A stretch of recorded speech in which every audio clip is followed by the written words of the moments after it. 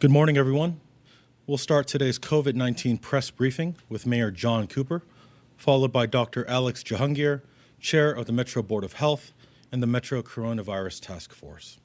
This morning, we are also joined via WebEx video conference by Senator Bill Frist, Chairman of Nashville Health and the COVID-19 Response Fund.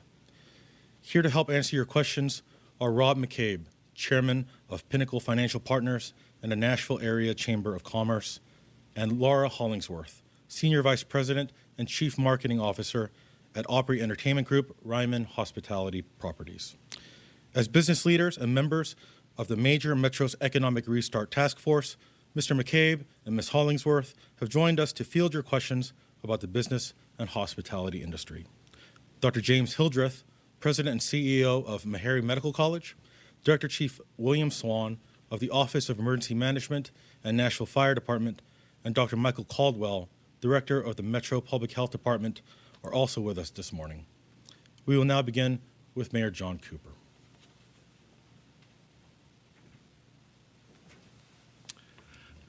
Good morning, Nashville. Over the past week, the Tennessee Major Metro's Economic Restart Task Force has coordinated on setting out a phased public health and economic reopening plan to get our communities back to work safely. Now, each major metropolitan area will tailor their own plans, a reopening fair. Now, I'm grateful to Nashville's representatives to the Economic Restart Task Force. That's Rob McCabe, Chairman of Pinnacle Financial Partners and the Nashville Area Chamber of Commerce, Laura Hollingsworth, Senior Vice President and Chief Marketing Officer at Ryman Hospitality Properties, Dr. Alex Jahangir, Chair of the Metro Coronavirus Task Force, and Dr. James Hildreth, President and CEO of Meharry Medical College. I want to thank Rob, Laura, and Dr. Hildreth for joining us this morning to help answer any questions that our local reporters and journalists might have. Now, this morning we're presenting a plan to reopen Nashville safely, which you can view online at covid19.nashville.gov. And as always, we want to hear from you. Each of the 4 phases in this public health framework, which Dr. Jahangir will discuss in more detail, contains clear metrics to determine when certain parts of our economy will reopen, includes triggers that could require us all to revert to an earlier phase of the plan to protect our community, and ensures that our area health providers do not become overwhelmed by a spike in COVID-19 cases. Every Nashvillian feels an urge to return to business as normal. Many livelihoods depend on it. But everyone, business owners and employees and customers alike, should trust that places of business, schools, and all venues throughout Nashville are safe. Consumer confidence lies at the heart of our economy, and a safe rollout must be data-driven, not purely date-driven. This is essential to avoid a false start, which would simply prolong the economic effects of the coronavirus in Davidson County. Now, this is why we've worked closely with public health officials, business leaders, and community leaders in developing this framework to ensure that our business restart plan takes a measured approach in safely getting Nashvillians back to work. While the onset of the coronavirus pandemic has been swift, learning how to live, work, learn, practice our faith, and spend our leisure time with the continued presence of the virus will take a great effort by our entire community. Until a vaccine is made available and 100% return to business as usual can be achieved, we will continue to learn important lessons together as we maintain social distancing protocols. These lessons and continued conversations with health officials, business leaders, faith leaders, educators, and other members of our community may further inform our plan to reopen our economy and leads to adjustments that meet our residents' needs. Now, we have seen a sharp spike in new COVID-19 cases in the last 24 hours. As we learned earlier this week, our public health department is responding and working closely with community partners to address confirmed clusters in our community. But it's your efforts that will largely determine the end of the safer at home order and a beginning to business as normal in Nashville. With a coordinated effort to flatten the curve of the coronavirus, we could enter phase 1 of our economic reopening plan in very, very early May, if we meet a number of clear benchmarks, including an acceptably stable or sustained decline in new COVID-19 cases over a 14-day period, adequate testing and PPE capacity for our region, a robust public health infrastructure to conduct contact tracing investigations throughout our community, and low transmission rates. Today's discussion is to get us ready for reopening when these 4 tests are met. That's why everyone must continue to remain at home whenever possible. Only leave your homes to run essential errands and wear face coverings when social distancing measures are difficult to maintain. Now, tonight is the first night of Ramadan, a month-long holiday that I know many Nashvillians traditionally celebrate in community, especially for evening meals and prayers. And I'm grateful to Nashville's Muslim faith leaders for the public health adjustments they've made during this time of fasting and reflection, and for encouraging worshipers throughout Davidson County to do the same. Let's work together to get the number of COVID-19 cases down throughout Davidson County and begin getting everyone back to work. Now, this morning, I want to welcome Senator Bill Frist, Chairman of Nashville Health and the COVID-19 Response Fund, who is here to discuss the good work of the fund in providing much-needed relief to Nashvillians facing hardships during this time. I'm grateful to Senator Frist's leadership of the Response Fund and both his past and ongoing efforts to strengthen our nation's pandemic response. I urge everyone to visit Metro's COVID-19 website and donate as you are able to the COVID-19 Response Fund by visiting covid19.nashville.gov. You can also visit the website to learn how to obtain direct financial, food, mental health, and social service assistance. I'll now turn it over to Dr. Alex Jahangir, Chair of the Metro Coronavirus Task Force. Thank you.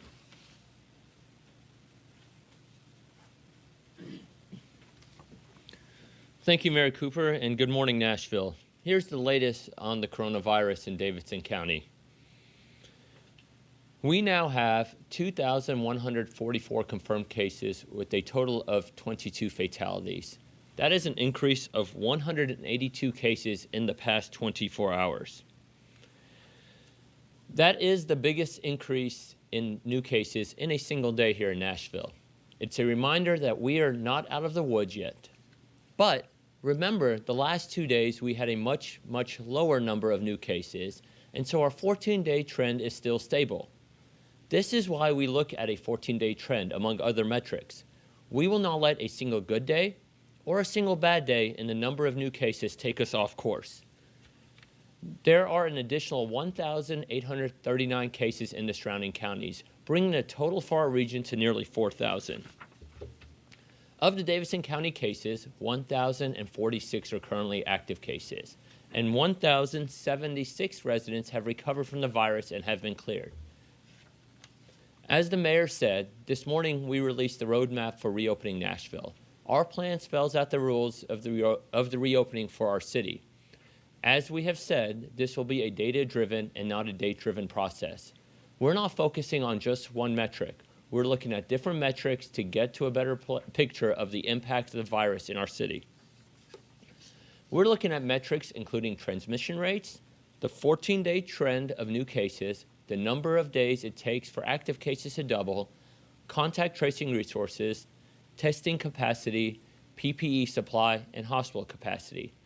Positive improvement or stability in these metrics for 14 days will trigger the next phase. If something worrisome presents in these metrics, we will slow the process down.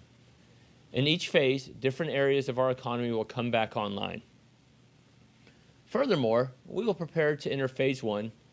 Businesses will be asked to begin to plan for the protocols and procedures to prepare for the opening. Also, upon expiration of Governor Lee's executive order postponing medical, elective, and dental procedures, hospitals and dental clinics will begin to offer these services to lower-risk patients. In phase 1, retail businesses will open and restaurants will have dine-in services, all at half capacity, and added guidelines and restrictions on operations will be present. Employees will be screened daily to ensure that they are symptom-free and they will be required to wear cloth face coverings. Other public gatherings will be limited to 10 people or less. Everyone out in public should wear a cloth mask, and if you are able, still work from home.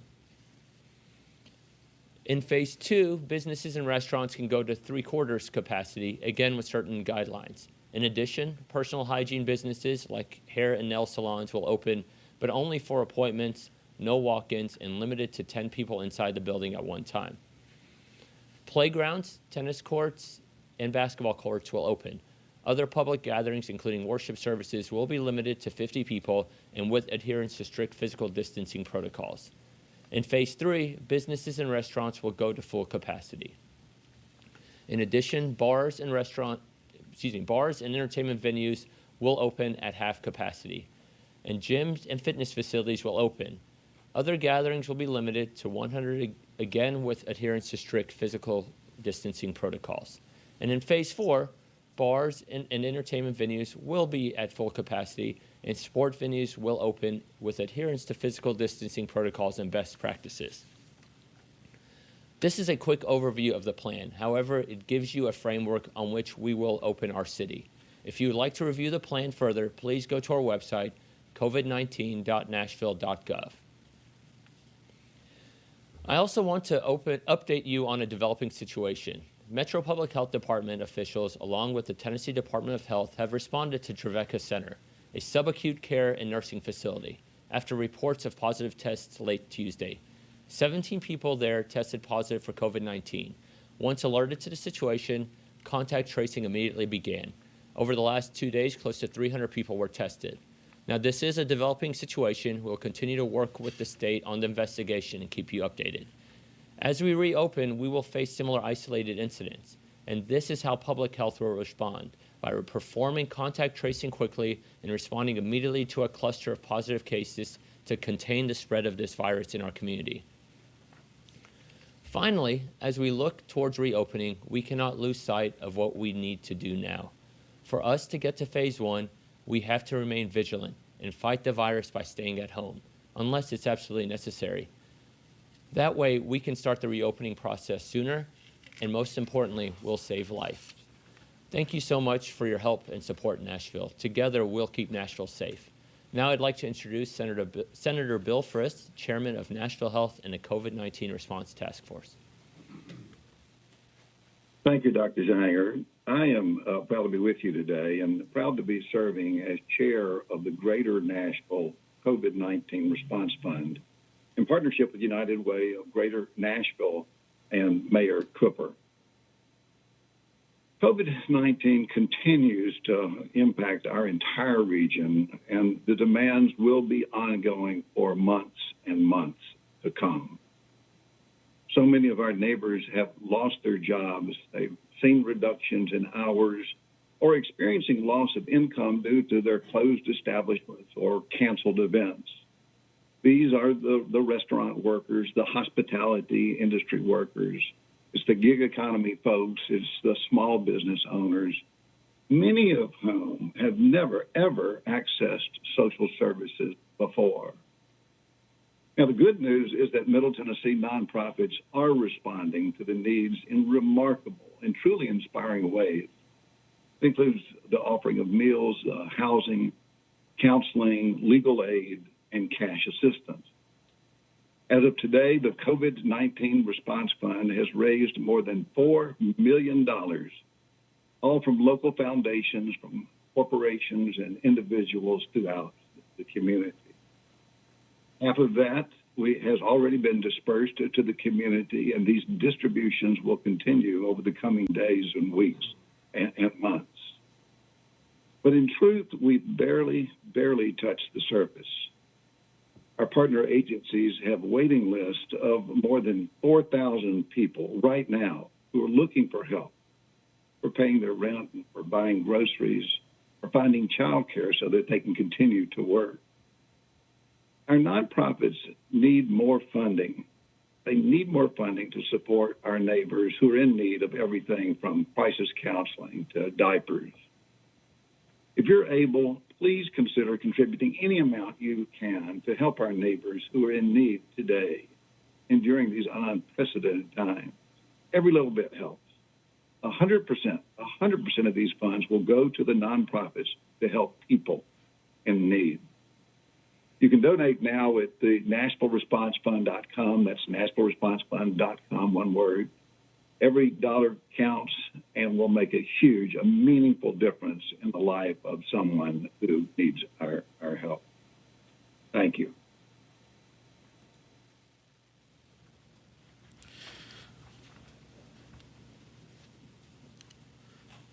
Thank you, Senator Frist.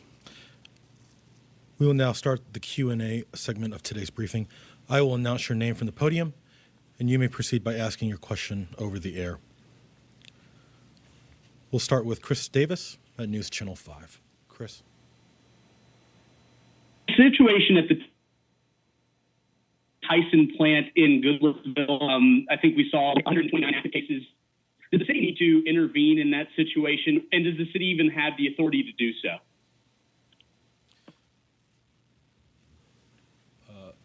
I believe the question was about the Tyson plant, and you asked if the city needs to intervene. Dr. Caldwell.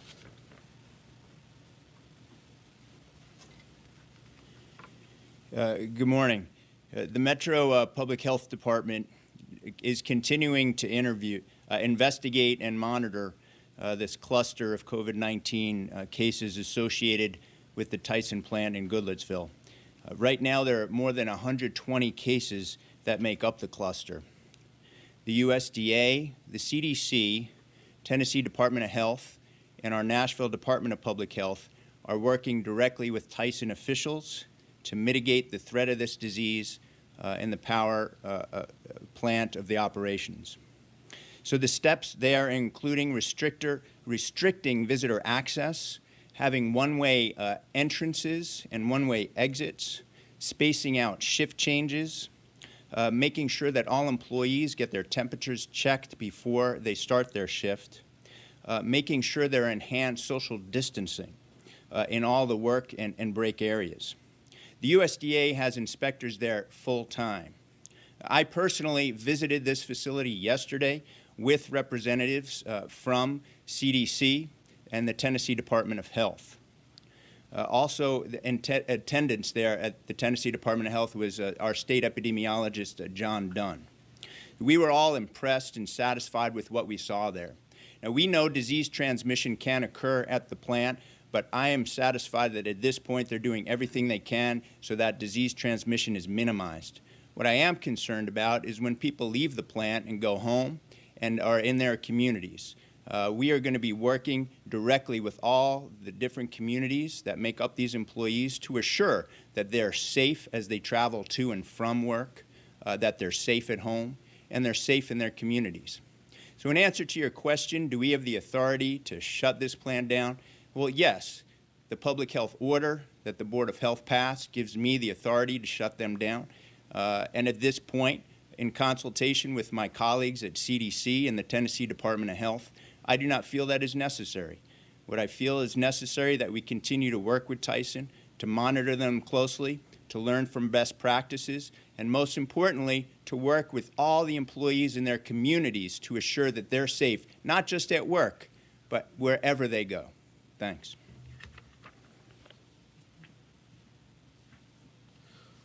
Jeremy Finley, News 4. Good morning. Thanks again for taking the calls and our questions. The question I have has to do with, first off, the logistics of this plan in terms of, will the Metro Health Department inspectors be now, when the phases begin to open, will they be routinely responding to complaints, or are they going to be rolling around the city looking to make sure that all of these things are being followed? Because I know right now it's complaint driven, but I wanted to see if it would switch to roving police officers or health inspectors to make sure that the phases are being followed. That's my first question. Second question is, there's been other cities like Los Angeles have implemented antibody testing to see the people's capacity for the virus. I wanted to see what plan Nashville has for antibodies and if that is something that is being discussed right now. Thank you. Thanks, Jeremy. Dr. Jahangir? Hey, thanks, Jeremy. Enforcement will continue as is. What we have right now, as you mentioned, is we have teams for public health, police, and others. They do respond to complaints, but there's also additional enforcement. If you remember when the Safer at Home was first placed out, Dr. Caldwell, along with Chief Anderson, had a way of going around and doing that. So that enforcement mechanism will be adjusted accordingly. Regarding the question on antibodies, FDA hasn't really approved many antibody tests right now, right? So I don't think that I and Dr. Hildreth, who's in the room with me, and others, public health experts, don't believe antibody testing right now is what it needs to be to make sense for our community. At some point, antibody testing is critical. I agree with that, but where we stand today, that's not the case. What is important is to detect an invisible enemy, is to test, and the testing that makes sense is the PCR, the swab test that we're providing at our assessment centers as well as around the community. So somebody feels like they need a test, that nasal swab test is still the standard of care. Thank you. Julia Palazzo at WKRN. Go ahead, Julia. Thank you, Chris. Good morning. Thank you guys for releasing this information. My question's for Mayor Cooper. For families or individuals at home that finally got approved for unemployment and then their place of work will reopen in whichever phase it may be, if that relapse happens and their workplace has to close again, what's your message for those families and those people in limbo who are living paycheck to paycheck? Thank you. Mayor Cooper. Well, Julia, we're learning as we go. Obviously, a relapse would be a hardship too. Not to reopen is a hardship. So I think you just have to be phased, do one step at a time, and for people to understand that a relapse will put us all back where we are financially. But our obligation is, if the data permits, to get restarted as safely as possible with a phased approach so that we're able to hopefully go forward, continue to go forward. But if we have to go back, we will go back if there's a relapse in the disease, and people need to understand that. We're only going to be able to advance if we do social distancing techniques correctly and appropriately, and that's what we need to continue to learn from this, how to improve those techniques in every place of work. Thank you. Tosin Fakile, News 4.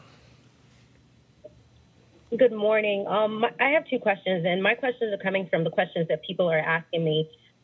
Thank you for sending the data out quickly. So the first question is, I know we're not waiting on a date, but people keep asking me, so will the Safer at Home order be extended? Like, at what point in May? Like, I know we don't want to give a date, but people are trying to figure out, like, at what point, at what 14-day mark does this reopening start?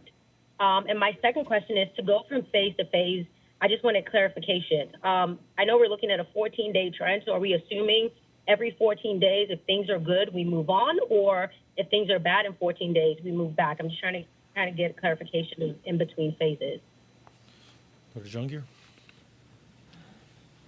Dustin, thank you so much for your question. I want to highlight a few things. First of all, we're not looking at just one metric. So there's going to be many metrics that we're looking at. 14-day trend is one of them. Hospital capacity, doubling time. There's a PPE capacity. There's a bunch of things. So please don't get stuck on just one metric. One may be good, one may not be as great, but if we, as using judgment calls, feel that we're good, we'll keep progressing and also regressing. Regarding the 14-day, our current stay-at-home order that the mayor announced and Dr. Caldwell has signed, it goes to May 1. Around May 1, we'll look at the data. And if the data, looking at the rolling 14 days, so if you're speaking about your 14-day thing, if 14 days from May 1 back looks positive, as well as these other things I mentioned, hospital capacity, doubling time, if those metrics all look stable, then we may initiate this as early as the very beginning of May. Now, if May 1, things are not looking as stable or as good as we currently are, then we need to reevaluate this. And we're going to commit to transparency as we have from the very beginning of this crisis to you. So there you go. Thanks. Kara Hartnett of the Nashville Post. Hi, thank you. My question is for Dr. Jahangir. Of all the metrics you were just talking about and you're looking at now, can you tell us which ones are not stable for reopening right now? Thanks, Kara. Dr. Jahangir. Yeah, so I'm really very, again, transparency here. For the most part, all of them are pretty good.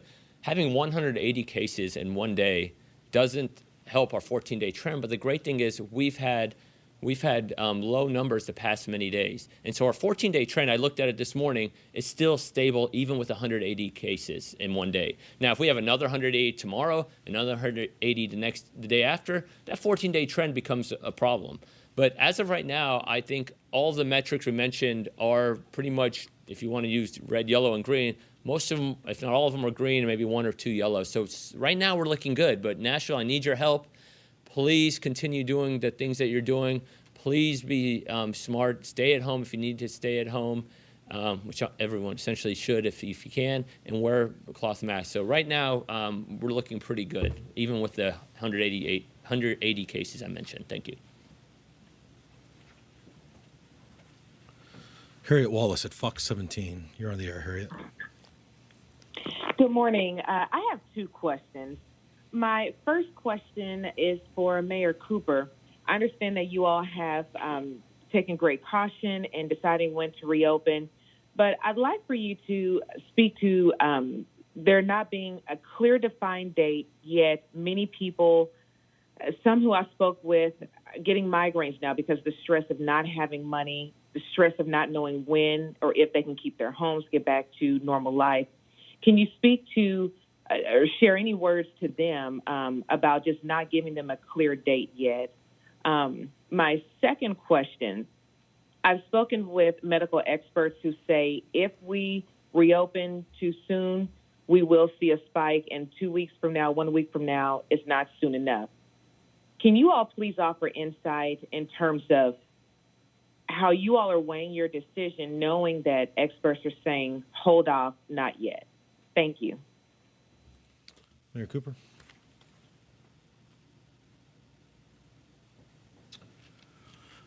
Well, our process is deeply informed by public health expertise. And particularly on the major metros restart committee, you've got Dr. Hildreth and Dr. Jahangir. So in terms of a caution of not doing it too soon, oh, yes, we are cautious about not doing it too soon. Now, in terms of it would be easier to have a date certain, yes, it would be easier to have a date certain, but it may not be safe on that date. You may not be where you need to be in terms of the disease to be able to do it safely, and then you definitely reopened too soon.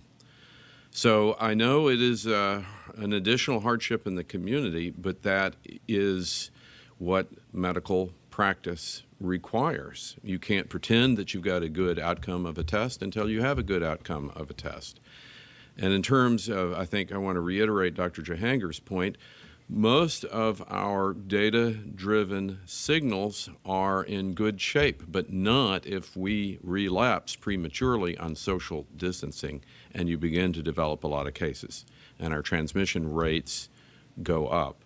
A lot of things that the government can do, capacity, testing, PPE, social contacting, are going to be in place for as early a restart as possible. The trick will be, is our case, is the path of the disease in the community in good enough shape to do that? So let's get busy and spend the next week being super careful and social distancing now more than ever so that we can qualify to get to the next phase.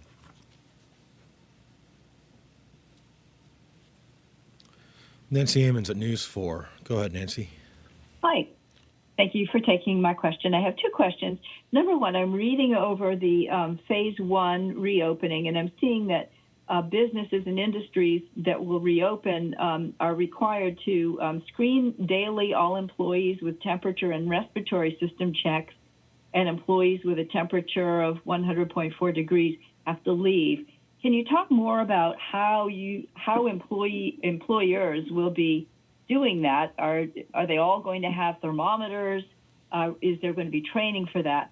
The second question I have is, you saw the big jump in numbers. Is some of that attributed to the out-of-county screenings that went on over the weekend? Are you just now getting those numbers?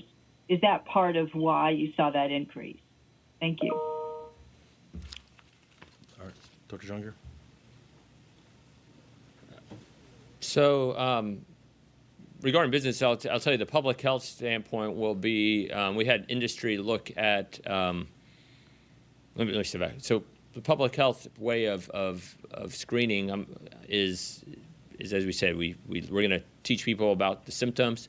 We're going to ask people to take temperatures. And in a minute, I'm going to have actually Mr. McCabe kind of maybe come talk about how they thought about industry and speak from the industry standpoint. Regarding the increase in cases, some of it could have been that. In fact, our own assessment centers just yesterday did about 162 cases or 62 tests, and while those may not be reflective in today's numbers, we also did 800-something tests on Monday, and on Friday we did a bunch of tests. So there's just more testing happening in our community. Why those numbers come from? There's not one specific cluster that we could identify and say it's this community or it's this location. Just a lot of numbers. So there is increased testing in our community, but I can't tell with certainty that's the reason we see the increased numbers. And Mr. McCabe.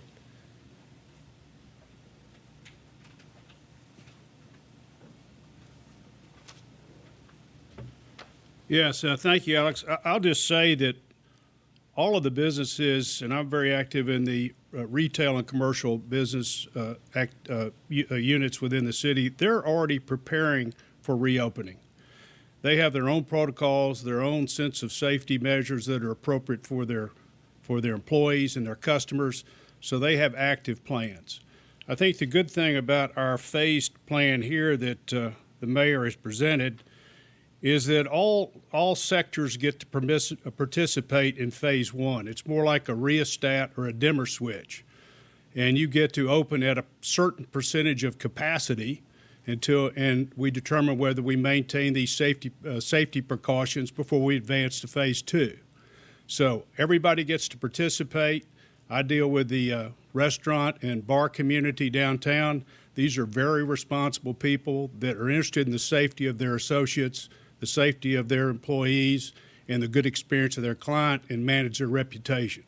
So this is a collaborative effort. It's not just taking this document that's been presented today and people trying to implement it. The business community is well advanced in preparation.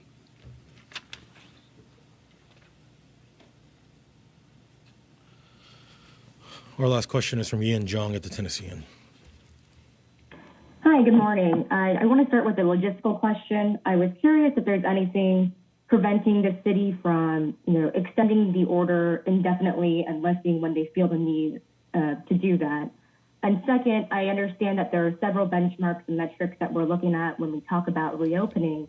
But as part of the 14-day trend, I'm curious if you can explain if you're looking at that as a whole on kind of how the cases look, or if, say, one day is high, like today, the clock starts over. Curious if you can explain how you see that being a stable situation right now when we had a huge spike today and this weekend. Thanks, Ian. Dr. Junger. Thank you. Excuse me. In regards to why just not indefinitely put an order in place, I mean, I think we, as a task force, Mayor Cooper, as the mayor of the city, our Caldwell, I mean, listen, all of us want to be back to our daily lives as much as possible, right? So I think you can't just say we're going to just shut things down. But I'm really proud of the fact that we were one of the first cities, definitely in the state, but maybe even around the country, that really put in these orders quickly. And that's why we're in a place now, as evidenced by the data that I've mentioned earlier, that allows us to be in a place that maybe as early as the beginning of May, we can start lifting some of the restrictions. And regarding the statistics of, notice I said the trend of the cases. And again, I want to highlight, it's not just one metric we're following here. It's not just a 14-day trend. It's all these metrics. But the reason we put the trend and not a downward of cases period is because you'll have days like yesterday where we had 20-something, and the day before we had 30-something, and then you have a day like today where we have 180. What you really have to look at is how's that impacting our community at over a 14-day period. And as long as our average and the rolling average and it goes downward, we're at a stable place. Our hospitals can tolerate new patients. Our residents in our city aren't being horribly overburdened by illness. The contamination rate for one person transmitting a rate to someone else is hopefully less than 1. So that's why no, not one point in time is going to determine if we go up or down. It's really looking at the trend over the 14 days. And the reason 14 days was picked is because that's the general timeline of this virus. So within 14 days, you're either going to recover from the virus, you're going to show symptoms, or you're going to pass away. And so that's why 14 days is not an arbitrary number either. So I hope that answers it. And Mr. McCabe, I want to call him up here as well. Thank you. Thank you. I'd just like to put from the chamber standpoint, a couple of numbers out there. This administration is committed to reopening. There's no question about it, but it has to reopen responsibly and on a measured basis. But for example, if we have a May 1st start, the estimate of the permanent job loss in our MSA is about 24,000 to 25,000 jobs. So that is a serious item. The later the start, the bigger that number gets. 24,000 jobs is 2.4% of the labor force. We're looking at a 9 to 12% unemployment rate, and more importantly, $1.6 billion of lost personal income. So there is an economic imperative to get started. But if it's not safe, if it can't be sustainable, those numbers will become even greater. If we start May 1st, we probably won't get back to the economic break even for a full 12 to 18 months. So there is urgency to get started, but these protocols really govern when we can do that. Thank you, Mr. McCabe. And with some closing remarks, we'll turn it back over to Senator Bill Frist. Thank you. And I had the opportunity to look at the plan, and let me just say I'm very, very impressed. I'm spending a fair amount of time at the federal level and at the state level, and this plan that the mayor is putting forward, it integrates really in a almost pitch-perfect way with these larger frameworks, recognizing that the virus really does attack locally, and how we handle it locally ultimately determines and is the most important thing, both from an economic standpoint, but also from a public health standpoint. You know, this virus itself is different than any virus I've dealt with, and personally it's been HIV and SARS and other microorganisms like anthrax personally. And the difference is that this virus infects people when you're asymptomatic, and thus all the emphasis that Dr. Jahangir is talking about in terms of testing is critical. As I look at the plan, and now I've read it in detail, I want to affirm, endorse, as a physician, as a former policymaker, as someone who spent full time on this virus the last 6 weeks, the mayor's plan to reopen Nashville is smart. It is stepwise. I love the full transparency, both in these press conferences, but also in the plan itself. And then also that it's built on the very best science. And part of the humility of being a policymaker and a scientist, and that we all need to display, is that the science, we have a lot of unanswered questions. Science and the virus is changing daily, and it's evolving daily. And this plan, because it's built on data and it's built on science, recognizes that. And to me, that is critically important. And I know the uncertainty is tough, and it requires a lot of patience by the people of Nashville and people of Tennessee and people across the country. But the science just is different, and we're learning from it in a very quick way. The phased-in part of the approach, you know, a lot of people say we need a certain date, as we just talked about. And with the lack of predictability, we don't know what's called the immunogenicity of this virus. We don't know if once you've had it, are you truly going to be immune, or for how long? We don't know if we're going to ever really have a vaccine, but we know these antiviral agents will be coming. There's just a lot of uncertainty out there, and having a phased-in approach with the percentages given, and I know it's going to be difficult for people to meet and understand, and there'll be a lot of questioning of the percentages, but is a smart and best-in-class way of doing it. This prospective science, I think, is important for the reasons that I've said. That are we immune to this virus if we haven't had it? The answer is no. This is sort of the first virus I've seen where we have no natural immunity to it, and it's a deadly virus. So science is critical. The data, the metrics are important, and there are clear-cut metrics that are outlined in the plan that follow the disease course and one's ability to respond to it. There are parts in there that talk about the capacity and the hospital capacity, and if we do have a surge, can we handle it? And we need 2 weeks of supplies, and all of that's built into the plan. And it's clear, and I think we as a citizenry of our community need to understand that this is going to go on for months, not just the economic recovery, but a vaccine may not even be out there in 18 months. We don't know when the antivirals are going to come. So it's going to be like an accordion. And in all likelihood, as we open up a little bit, we're going to learn a lot. And there will be times where we have to tighten it up when we have a surge of this virus. The virus is cagey, and it doesn't stop.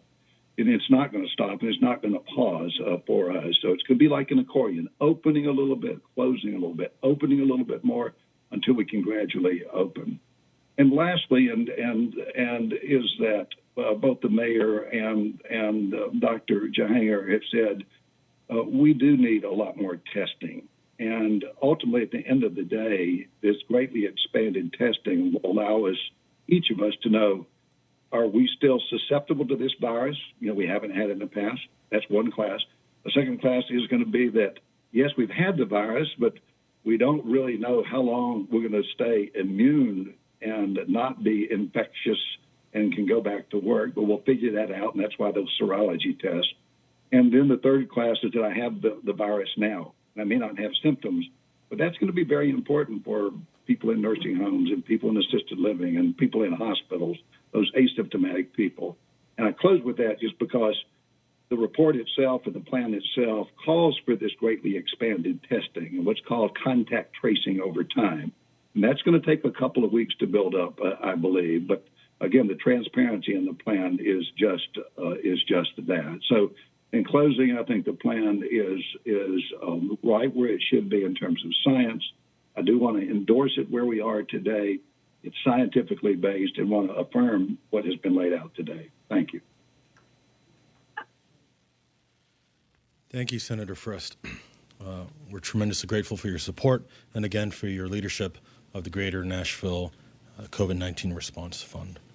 And special thanks to Mr. Rob McCabe and Ms. Laura Hollingsworth of the Tennessee Major Metro's Economic Restart Task Force for joining us this morning. There are no more media questions in the WebEx queue at this time. A recording of this press briefing will be made available later this afternoon. Thank you for joining us. This concludes today's Metro COVID-19 press briefing.